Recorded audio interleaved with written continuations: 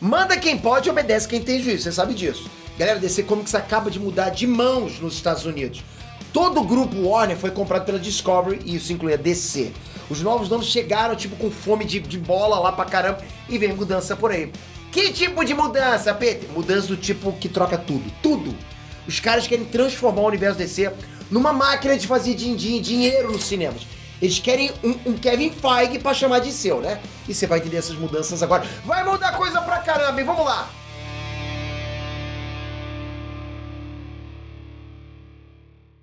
Ei, Ned Trunks, Peter aqui!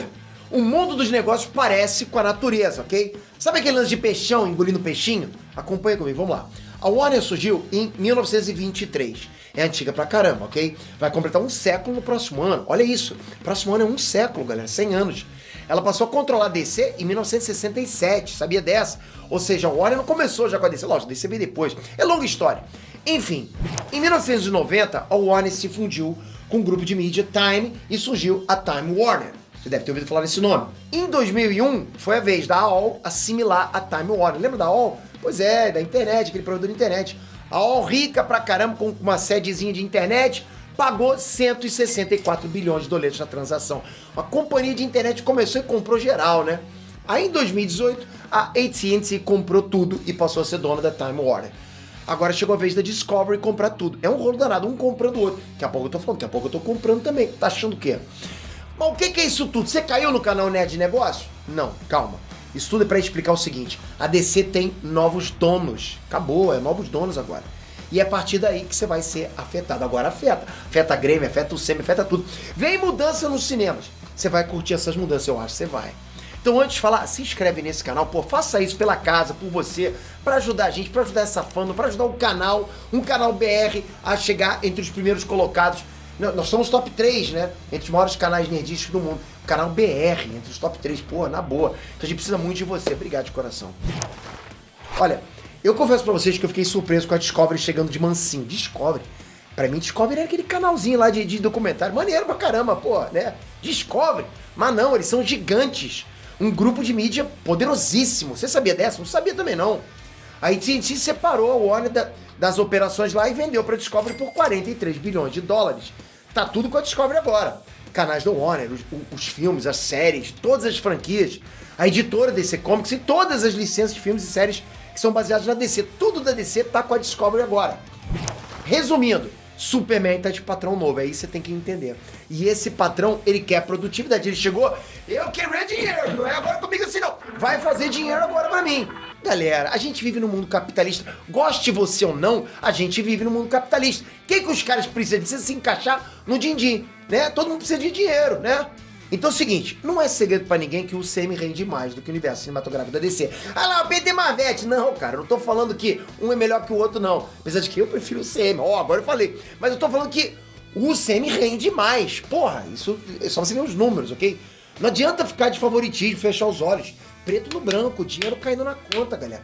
O CM tá lucrando mais, acabou. Eu, como fã de quadrinhos, eu digo sem piscar que Marvel e DC são equivalentes, ok? As duas editoras têm personagens, porra, inesquecíveis, universos fantásticos, né, pra caramba.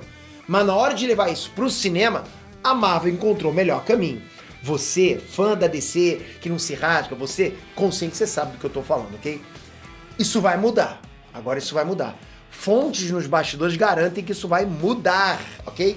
A revista Variety, que é uma das publicações mais sérias de Hollywood, ouviu os informantes lá e a notícia é essa. A DC tá pegando fogo.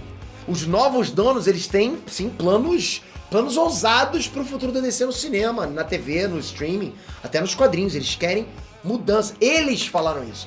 A ideia é alinhar tudo num projeto único. Acompanha comigo. Eles querem botar tudo amarradinho no projeto único. Os caras querem maximizar o potencial dos personagens que eles têm. E vai me dizer que a DC não tem personagem casca grossa?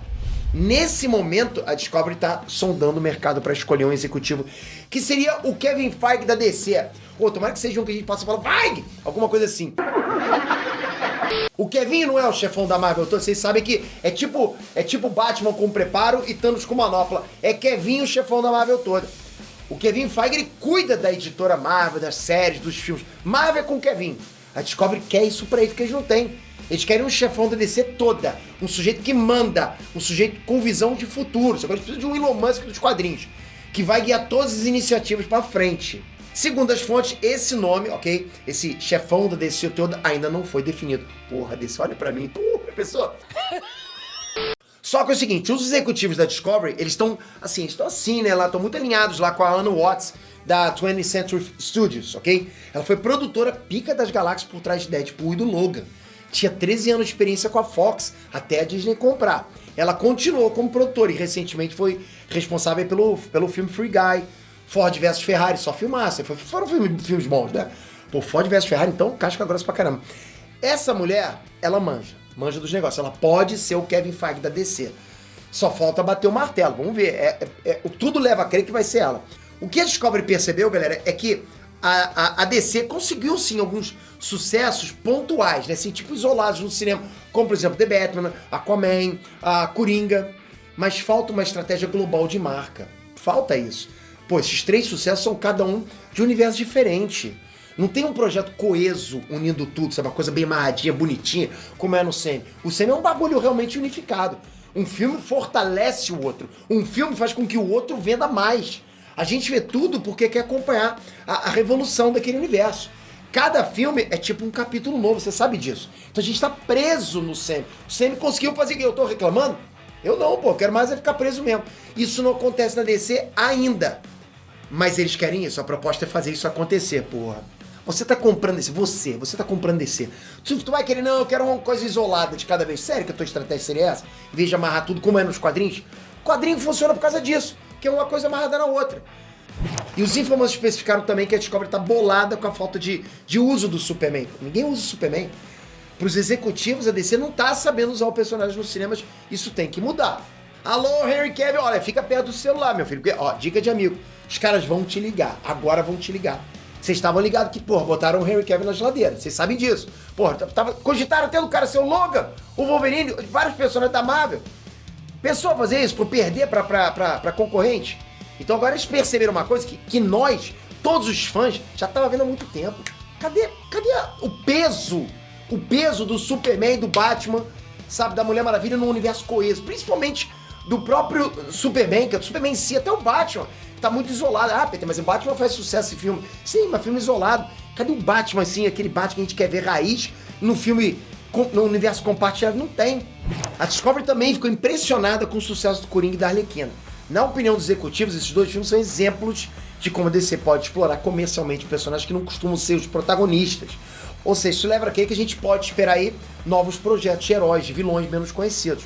Não é o que a Marvel faz? Quantos de vocês acompanhavam a revista de Guardiões da Galáxia antes do filme? Na boa, vocês conheciam Guardiões da Galáxia antes do filme pelos quadrinhos? Pô, eu sei que um ou outro vai falar, conhecia, Pedro, mas vocês sabem. Você que conhece sabe que, pô, 99% nem sabia o que era isso. Quantos conheciam o Shang-Chi? A revista do Doutor Estranho foi cancelada, galera. Cancelada, e tá aí agora o personagem no maior hype do ano nos cinemas.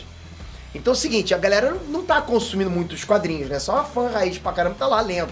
Né? Assim, as mídias físicas estão meio que desaparecendo, indo mais pra mídia virtual. Eu, por exemplo, eu leio Comixology, eu leio Marvel Unlimited. Né? As minhas coleções de quadrinhos físicos estoparam, né? Parei lá atrás, naquelas coleções antigas. Enfim, isso é papo pra outro vídeo. Mas estou falando que o virtual tá ganhando muita força agora. Porque fica mais fácil, né? E essas mudanças da DC não vão parar por aí. A Discovery também tá muito satisfeita com os resultados do Pacificador, da série. O personagem apareceu nos cinemas e foi pro streaming.